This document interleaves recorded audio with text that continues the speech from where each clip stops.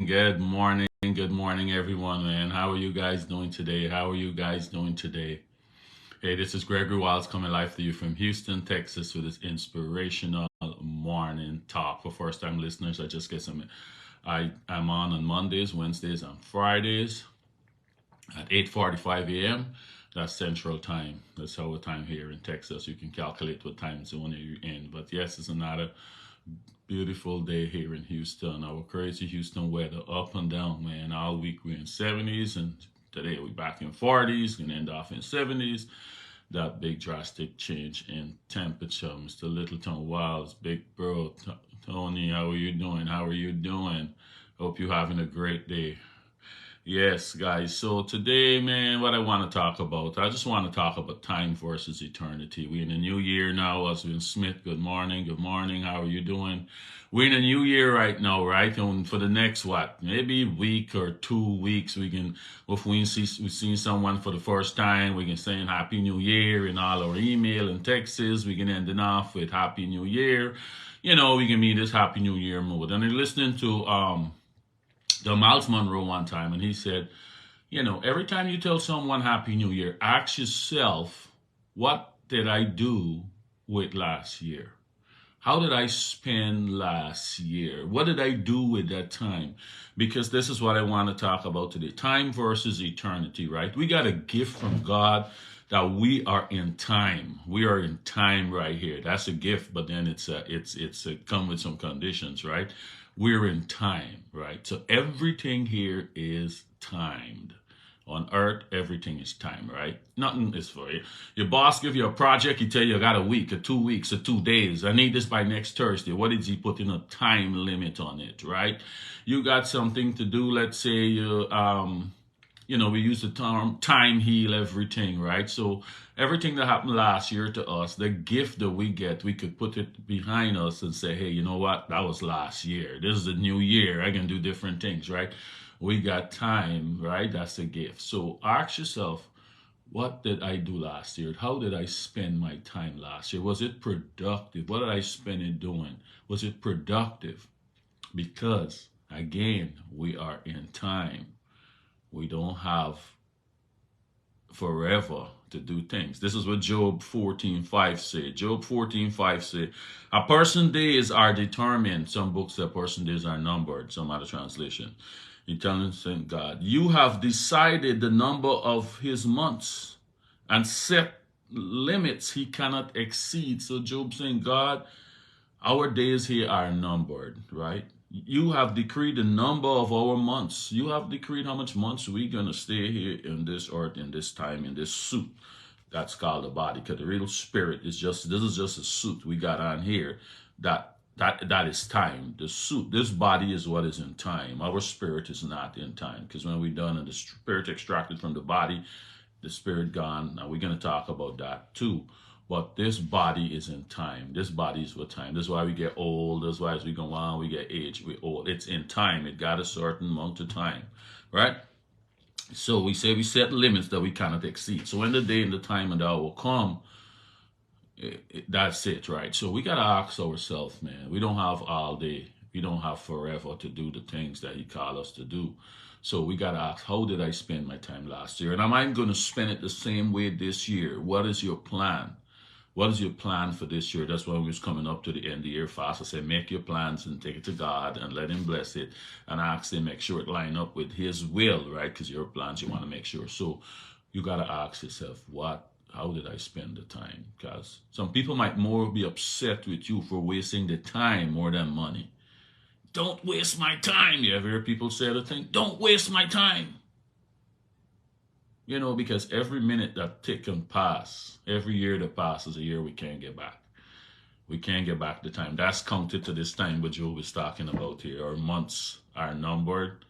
So every month, every day, every time passes a time. So I'm just saying, you remember the story with the talents when God gave these guys the talents, right? And the one with 10 talents, he go and double it and he give him 20 talents. And the one with 5, double it and get 10. And the one who had the one, he bury it. And the master tell him, you wicked and lazy, slothful servant, right? Because he wastes his talent. He wastes his talent. So the talent, the stuff that God give us, how are we using it? How are we using it, right? How are we using it? So what's your plan for this year? What's your plan for this year? How do you plan spending that precious time that you have here in this suit?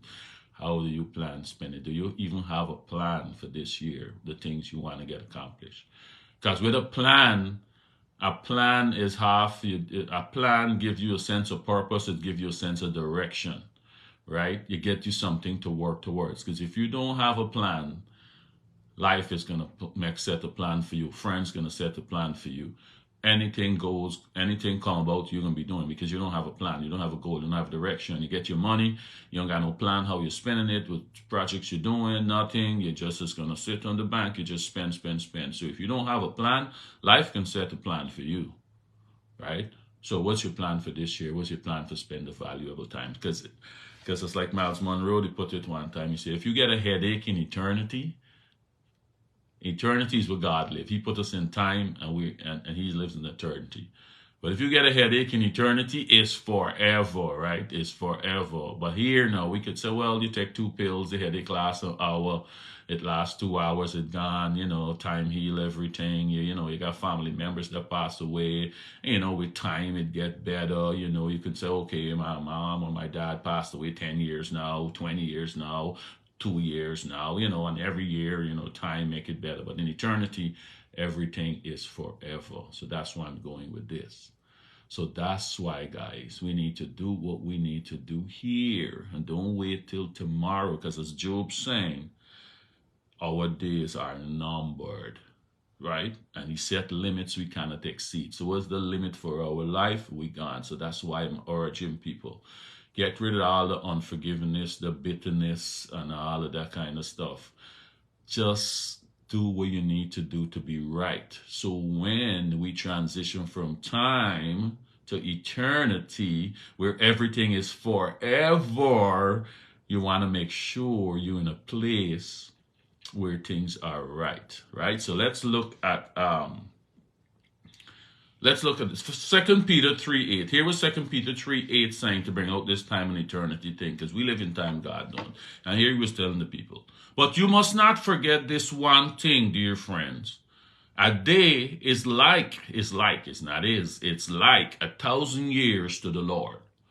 One of our days like 1,000 years to our Lord. And 1,000 years is like a day. So he's saying, man, don't God time in and measure the same time. So sometimes when we get prophecies or we get dreams and God say you're going to do something for us, and we get impatient because we're saying, God, I waited 5 years and you said you're going to do this. This prophet prophesied that I'm going to be this and I'm going to be doing this, and it's not happening.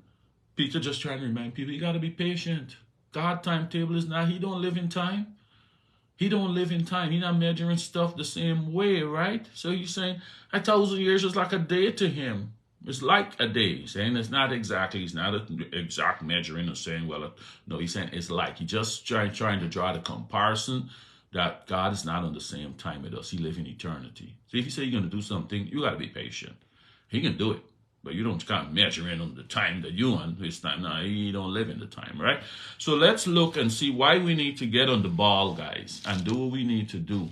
So when we go to eternity, we in the right place. Here is this.